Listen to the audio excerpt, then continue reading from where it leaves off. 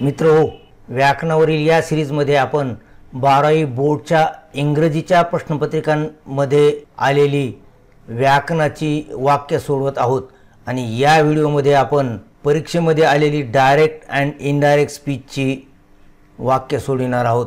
चला तर मग लगेच पाठाला सुरुवात करूयात। मित्रो नमस्कार, मी डॉक्टर नारायण बिडवे। मित्रो, आतापर्यंत झालेल्या संपूर्ण परीक्षांमधील व्याकरणाची वाक्य आपण या ठिकाणी सोडवलेली आहेत। पहा, प्रत्येक व्याकरण घटकावर परीक्षेमध्ये किती वेळी प्रश्न आलेले आहेत ते या ठिकाणी दिलेले आहे। पहा, टेन्सेसवर 8 वेळी प्रश्न आलेले आहेत। मॉडल ऑक्झिलरीजवर देखील 8 वेळी प्रश्न आलेले आहेत। ॲक्टिव्ह अँड पॅसिव्ह वॉइसवर 6 वेळी वाक्य आलेले आहेत। Spot the error and rewrite the correct sentence यावर 7 प्रसंगी वाक्य आलेले आहेत आणि डायरेक्ट अँड इनडायरेक्ट स्पीच वर 4 वेळी वाक्य आलेले आहेत। मित्रो, अशा प्रकारे या व्याकरण घटकावर प्रत्येक परीक्षेमध्ये जवळपास प्रश्न आलेले आहेत। मित्रो, या व्हिडिओमध्ये आपण डायरेक्ट अँड इनडायरेक्ट स्पीचवर बोर्डच्या परीक्षेला आलेली व्याकरणाची वाक्य सोडवणार आहोत आणि हे जे वरील घटक आहेत त्यावर अगोदरच आपण व्हिडिओ तयार केलेले आहेत। हा व्हिडिओ पाहण्या झाल्यानंतर हे सर्व व्हिडिओ तुम्ही पहा। यासोबतच शासनाने पुरलेल्या क्वेश्चन बँक मध्ये दिलेली वाक्य सोडविलेले हे 2 व्हिडिओज आहेत। यासोबतच परीक्षेमध्ये आलेली वाक्य सोडविलेले tenses, modal auxiliaries, active and passive voice, spot the error and rewrite the correct sentence या घटकांवरील हे व्हिडिओ आणि डायरेक्ट अँड इनडायरेक्ट स्पीचवरील हे 2 व्हिडिओ अवश्य पहा। मित्रो, या ठिकाणी आपण डायरेक्ट अँड इनडायरेक्ट स्पीचवरील फक्त 2च व्हिडिओ दिलेले आहेत, कारण या 2 वाक्य प्रकारांवर परीक्षेमध्ये वाक्य आलेले आहेत। हे सर्व व्हिडिओ तुम्ही अवश्य पहा, कारण या व्हिडिओमध्ये परीक्षेला आलेली वाक्य आणि परीक्षेला येऊ शकणारी अशा सर्व वाक्यांचा अभ्यास आपण केलेला आहे।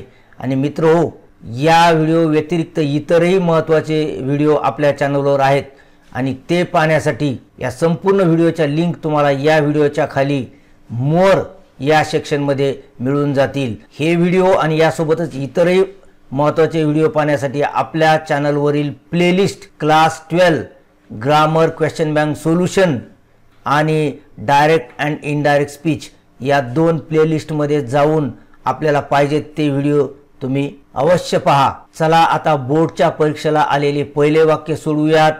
मित्रो, हे वाक्य सप्टेंबर 2021च्या परीक्षेमध्ये आलेले आहे आणि यासाठी सूचना काय आहे? Identify and rewrite the correct indirect narration. आपल्याला या वाक्याचं इनडायरेक्ट स्पीच करायचं आहे। कधी पर्याय दिलेले असतील, कधी पर्याय दिलेले नसतील। चला पहिलं वाक्य आपण वाचूया। Seema said I can study for 3 hours every day. पहा, या ठिकाणी हे विधानार्थी वाक्य आहे। विधानार्थी वाक्यामध्ये कधी सेड येईल, कधी सेड टू येईल। त्यानंतर कोटेशनमध्ये हे बोललेलं वाक्य दिलेलं असतं।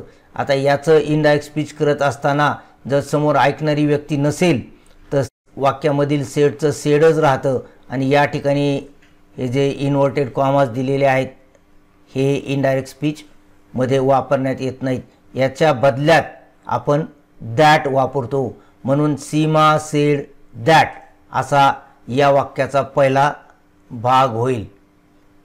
त्यानंतर मित्रहो, वाक्यामधील आय हे बोलणाराप्रमाणे बदलतं, म्हणजे या ठिकाणी सीमा बोललेली आहे म्हणून या आयचा बदल हा सीमाप्रमाणे होईल। सीमा थर्ड पर्सन सिंग्युलर आहे आणि म्हणून ह्या आयचं काय होईल? शी।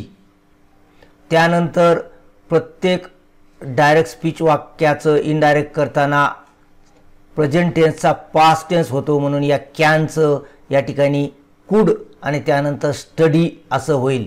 कुड स्टडी। सीमा सेड दॅट शी कुड स्टडी आणि त्यानंतर फॉर 3 hours एव्हरी डे हा जो भाग आहे हा जशाचा तसा येईल। फॉर 3 hours एव्हरी डे म्हणजे आपलं वाक्य कसं झालंय? सीमा सेड दॅट शी कुड study for 3 hours every day. मित्रो, व्हिडिओ शेवटपर्यंत पहा, कारण सर्वच वाक्य आपण याच पद्धतीने अगदी सोप्या पद्धतीने समजून सांगितलेली आहेत. याशिवाय या ठिकाणी घेतलेली संपूर्ण वाक्य ही परीक्षेमध्ये आलेली वाक्य आहेत. म्हणून या ठिकाणची वाक्य जर तुम्ही सोडवली तर निश्चितच तुमचा 1 मार्क पक्का होणार आहे. कारण प्रत्येक परीक्षेमध्ये डायरेक्ट अँड इनडायरेक्ट स्पीचवर वाक्य हे असतेच असते. आणि याही पेक्षा महत्त्वाचे म्हणजे या व्हिडिओच्या शेवटी तुम्हाला एक ॲक्टिव्हिटी सोडवायला मिळणार आहे. ज्या ॲक्टिव्हिटीमध्ये या ठिकाणी वापरलेले नियम ते वाक्य सोडवताना तुम्हाला वापरता येतील आणि परीक्षेमध्ये येऊ शकणारे वाक्य त्या ठिकाणी दिलेले आहेत. म्हणून अतिशय सोपे वाक्य त्या ठिकाणी तुम्हाला सोडवायला मिळणार आहेत. चला तर मग आता परीक्षेमध्ये आलेलं दुसरं वाक्य आपण सोडूया. The teacher said comma into inverted comma the earth revolves around the sun. पहा, जुलै 2021च्या परीक्षेमध्ये आलेलं हे वाक्य आहे. हे देखील विधानार्थीच वाक्य आहे आणि याच्यामध्ये देखील सेडच वापरलेला आहे आणि समोर ऐकणारा नाही, म्हणून सेडचं सेडच राहील. जसं या ठिकाणी सेडचं सेडच राहिलेलं आहे तसं या ठिकाणी देखील सेडच राहील. द टीचर सेड आणि हे इन्व्हर्टेड कॉमाज निघून जातील आणि याच्या बदल्यामध्ये दॅट येईल. मग द टीचर सेड दॅट असं हे होईल.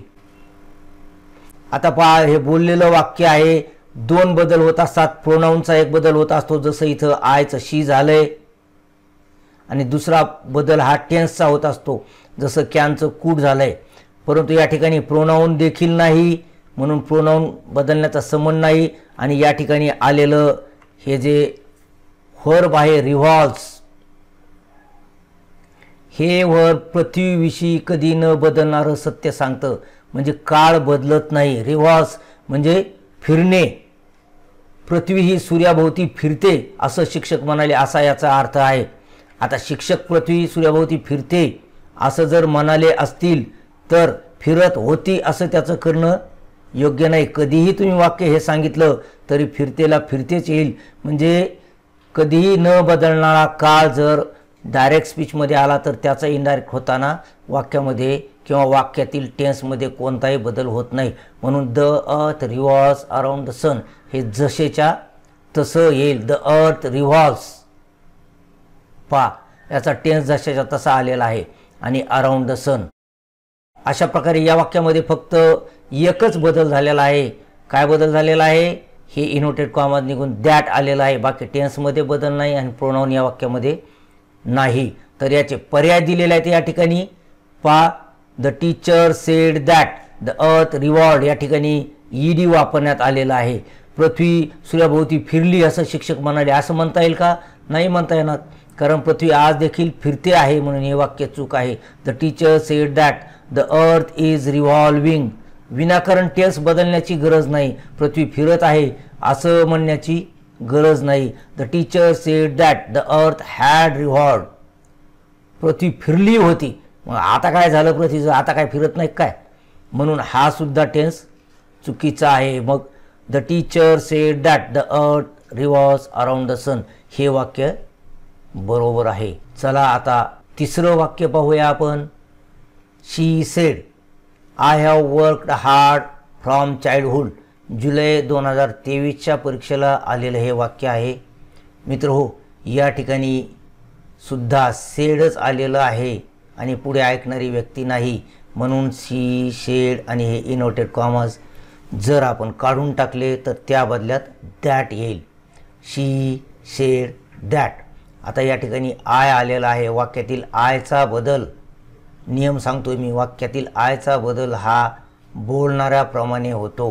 म्हणून आयचं काय होईल? शी होईल. पहा, आयचं या ठिकाणी आपण शी केलेलं आहे. त्यानंतर वाक्यामधील प्रेझेंट टेन्सचा पास्ट टेन्स होतो, म्हणून या हॅवचं काय होईल? हॅड होईल. शी हॅड, आणि वर्कड जशाल तसंच येईल, कारण प्रेझेंट परफेक्ट टेन्सचा पास्ट परफेक्ट टेन्स झालेला आहे. She had worked. पहा, प्रेझेंट टेन्सचा पास्ट टेन्स, प्रेझेंट परफेक्ट टेन्सचा पास्ट परफेक्ट टेन्स होतो. हार्ड फ्रॉम चाइल्डहुड हा भाग जशाच्या तसा येईल. तर याचे पर्याय पहा. She said that she had worked hard from childhood हेच आपलं उत्तर आहे. या ठिकाणी she said that she has आलेला आहे. इनडायरेक्ट स्पीचमध्ये प्रेझेंट टेन्स येत नाही, शक्यतो त्याचा पास्ट टेन्स होतो, म्हणून हे वाक्य चूक आहे. She said that she worked, या ठिकाणी सिम्पल पास्ट टेन्स आलेला आहे.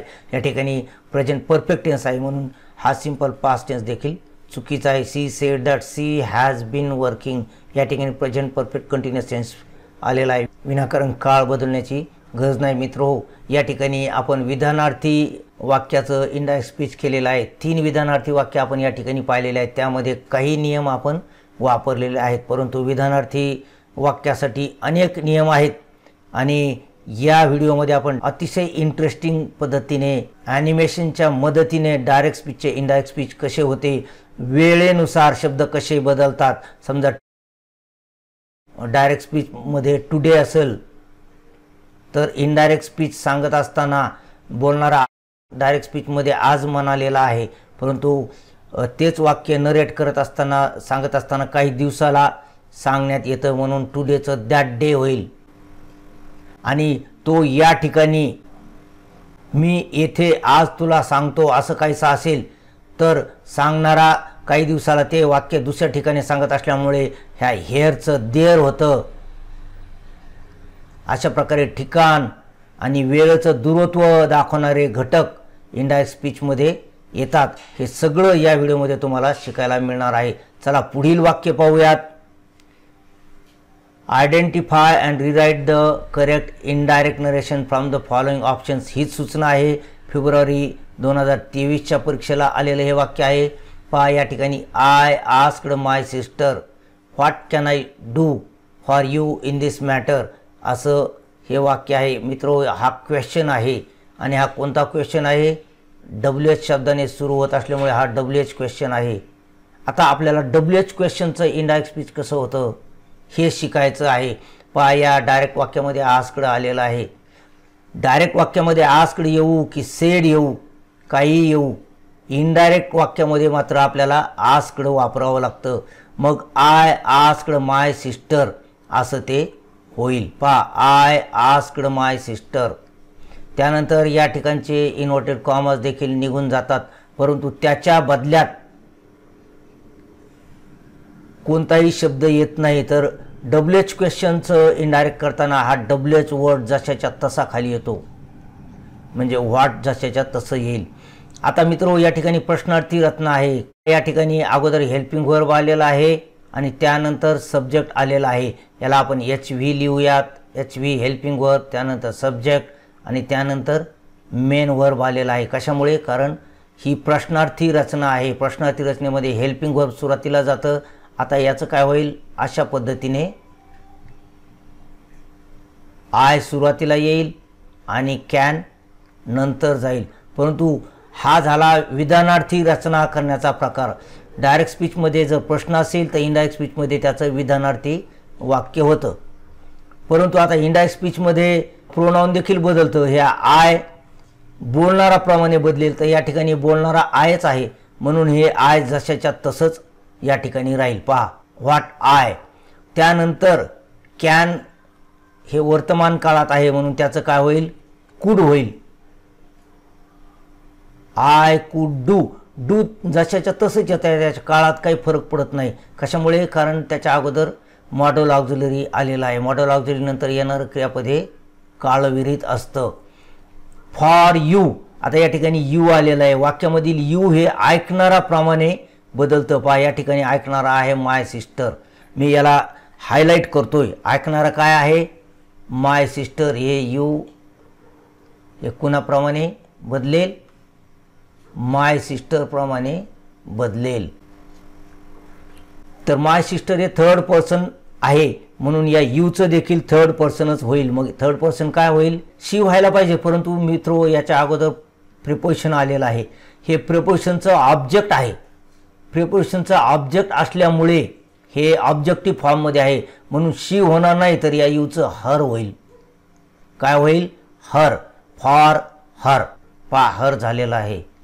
इथे यू ऐवजी दुसरा शब्द असतात हे कळलं असतं आपल्याला, परंतु या ठिकाणी कळत नाही, ऑब्जेक्टिव्ह फॉर्ममध्ये असल्यामुळे for her.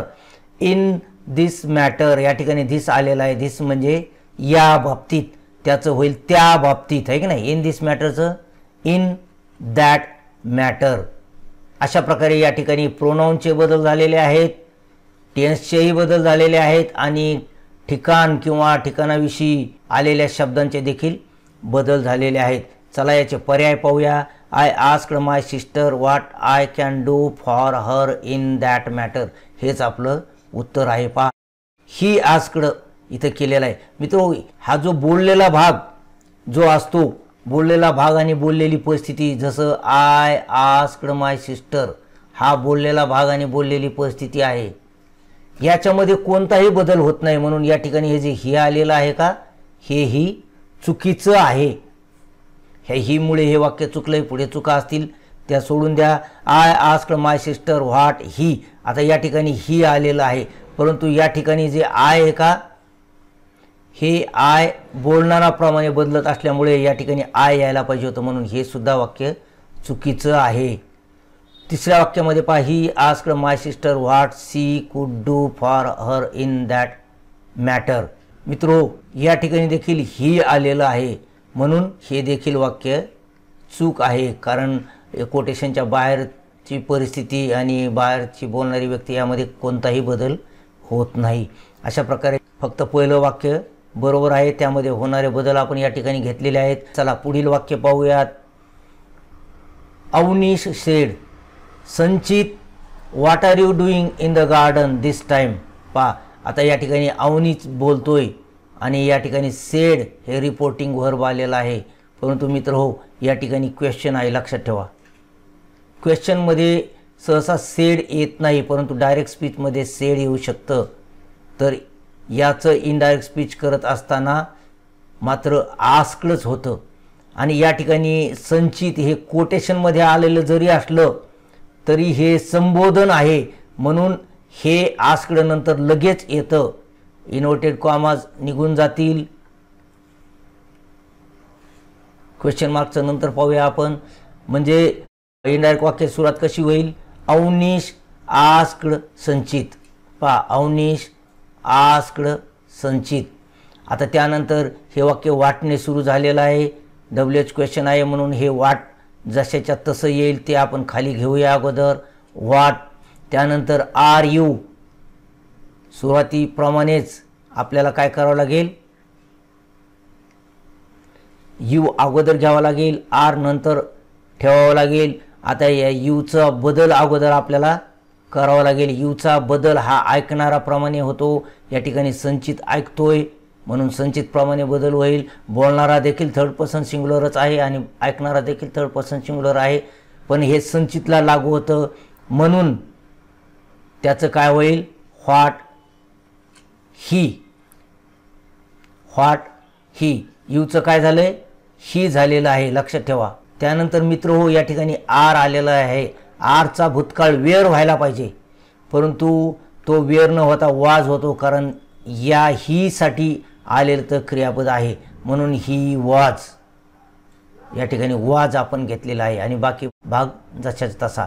What he was doing in the garden at, आता या ठिकाणी दिस टाईम आहे.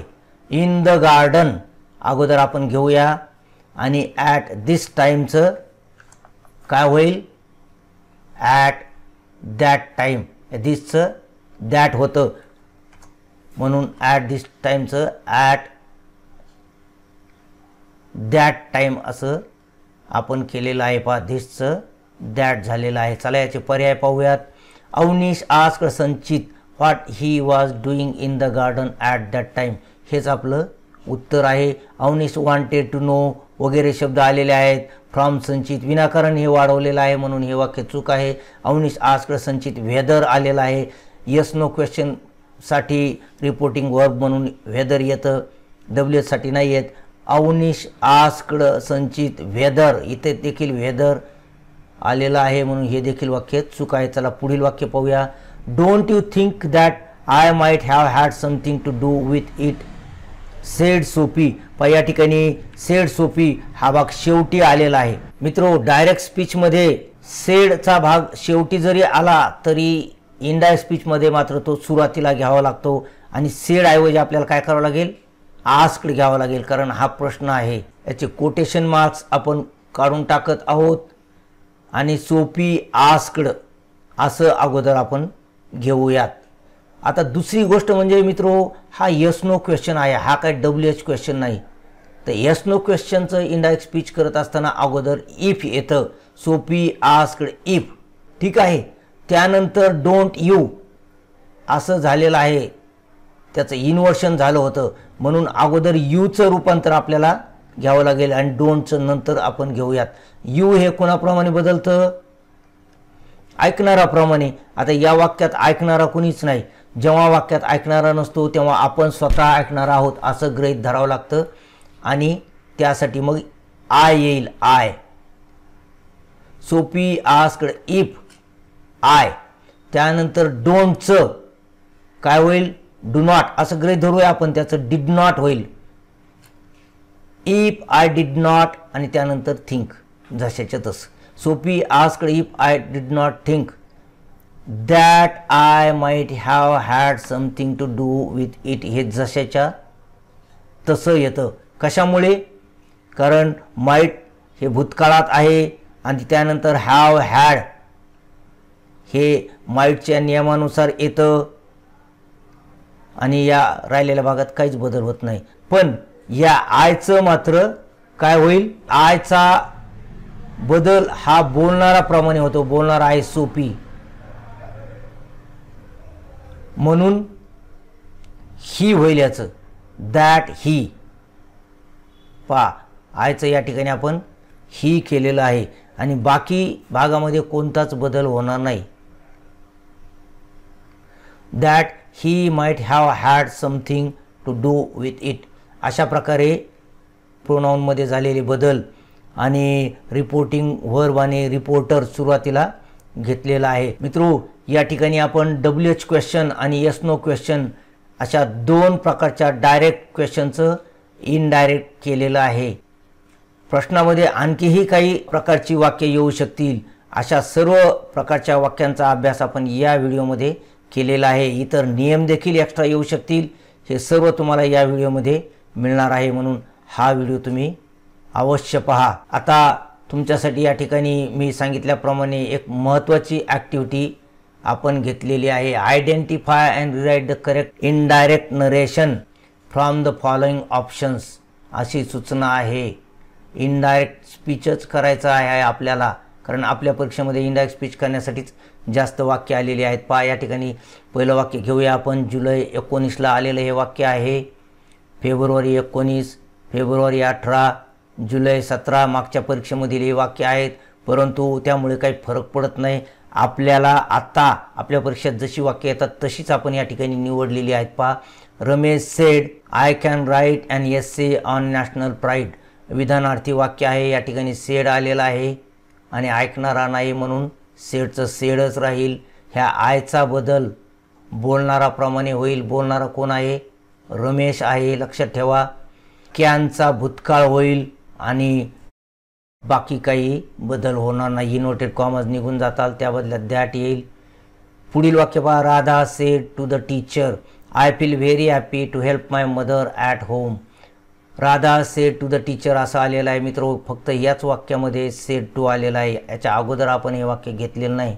जेव्हा सेड टू येतं तेव्हा पुढे ऐकणारी व्यक्ती असते. जसं या ठिकाणी टीचर आहे, द टीचर ऐकणारी व्यक्ती आहे. याचं इनडायरेक्ट करता असताना टोल्ड आपल्याला करायचं आहे, लक्षात ठेवा. Radha told the teacher. त्यानंतर इन्व्हर्टेड कॉमाज निघून जातील. आयचा बदल बोलणाराप्रमाणे होईल. आय म्हणजे राधा बोलते, थर्ड पर्सन सिंग्युलर, त्याचं काय होईल? शी होईल. फीलचा पास्ट टेन्स होईल. काय आहे पास्ट टेन्स? पहा, very happy to help my mother, जशाच तसं येईल. पुढचं वाक्य घ्या. Why are you crying said the woman to a little boy. हा WH क्वेश्चन आहे आणि हा भाग शेवटी आलेला आहे. हा सुरुवातीला लिहायचा आहे आपल्याला. Said the woman to little boy. Said अगोदर आलं आहे, द वुमन नंतर आलं आहे. परंतु आपल्याला या ठिकाणी अगोदर द वुमन आस्क्ड क्वेश्चन आहे ना हा, म्हणून आस्क्ड येईल. द वुमन आस्क्ड या ठिकाणी हे टू देखील निघून जाईल, कारण सेड सोबत येतं ते. The woman asked a little boy असं सुरुवातीला येईल. त्यानंतर व्हाय जशाच्या तसं खाली येईल. व्हाय आर यूचं काय होईल, यूचा बदल ऐकणाराप्रमाणे होईल. द लिटिल बॉय प्रमाणे यूचं होईल ही. त्यानंतर आरचं काय होईल, वेअर नाही होणार तर वॉज होईल, वॉज क्राईंग. इतकंच हे वाक्य आहे. आणि शेवटी क्वेश्चनऐवजी फुल स्टॉप येईल. लक्ष ठेवा, जेव्हा क्वेश्चन असतो त्यावेळेस क्वेश्चन मार्क निघून जातो, फुल स्टॉप येतो. Can you suggest me a good hotel, mister Shah asked the taxi driver. पहा, mister Shah asked the taxi driver हा शेवटी भाग आलेला आहे. हा सुरुवातीला घ्यायचा आहे आपल्याला जशाच्या तसा. Mister Shah asked the taxi driver जशाच तसं सुरुवातीला येईल. आणि त्यानंतर कॅनने हा प्रश्न सुरू झाल्यामुळे यस नो क्वेश्चन आहे म्हणून याच्यानंतर इफ येईल, इफ. त्यानंतर यू हे ऐकणाऱ्याप्रमाणे होईल, ऐकणारा टॅक्सी ड्रायव्हर आहे, मग टॅक्सी ड्रायव्हर प्रमाणे यूचं काय होईल, ही होईल ही. If he. त्यानंतर कॅनचं काय होईल, कुड. इफ ही कुड सजेस्ट, या मीचं काय होईल, पुन्हा बोलणारा सुद्धा थर्ड पर्सन सिंग्युलरच आहे म्हणून या मीचं हिम होईल. अ गुड हॉटेल असं येईल. अर्थातच क्वेश्चन मार्क निघून जातील, इन्व्हर्टेड कॉमा देखील निघून जातील. तर मित्रो, व्हिडिओ पॉज करा आणि या सर्व प्रश्नांची उत्तरे कॉमेंट बॉक्समध्ये लिहा. आणि तुमची उत्तरे बरोबर आली की नाही हे तुम्हाला कसं कळेल, तर त्यासाठी या व्हिडिओच्या डिस्क्रिप्शन बॉक्समध्ये मोरमध्ये 12th क्लासच्या विद्यार्थ्यांसाठीची व्हॉट्सअप ग्रुपची लिंक दिलेली आहे. त्या लिंकवर क्लिक करा आणि या सर्व प्रश्नांची उत्तरे तुमची बरोबर आली की नाही हे तर चेक करून पाहाच. यासोबतच अगदी घर बसल्या, अगदी मोफत तुमच्या वेळेनुसार 12वी इंग्लिशचा अभ्यास करा आणि चांगले मार्क्स घेऊन 12वी पास व्हा. मित्रो, या ठिकाणी डायरेक्ट अँड इनडायरेक्ट स्पीचवरील हे 2 व्हिडिओ दिलेले आहेत. हे व्हिडिओ अवश्य पहा. आशा करतो व्हिडिओ तुम्हाला आवडला असेल. व्हिडिओ आवडला असल्यास त्याला लाईक करा, आपल्या मित्रांसोबत व्हिडिओ शेअर करा. चॅनलवर पहिल्यांदाच आलेले असल्यास चॅनलला सबस्क्राईब करून त्याच्या बाजूची बेल दाबा. त्यामुळे चॅनलवर यानंतर येणाऱ्या व्हिडिओची सूचना तुम्हाला सर्वप्रथम मिळेल. आणि हो, या ठिकाणी दिलेले परीक्षेतील व्याकरणाची वाक्य सोडवलेले हे 2 व्हिडिओज अवश्य पहा. भेटूया असेच पुढील व्याकरणाची वाक्य सोडवलेल्या व्हिडिओमध्ये. तोपर्यंत have a good day. Thank you.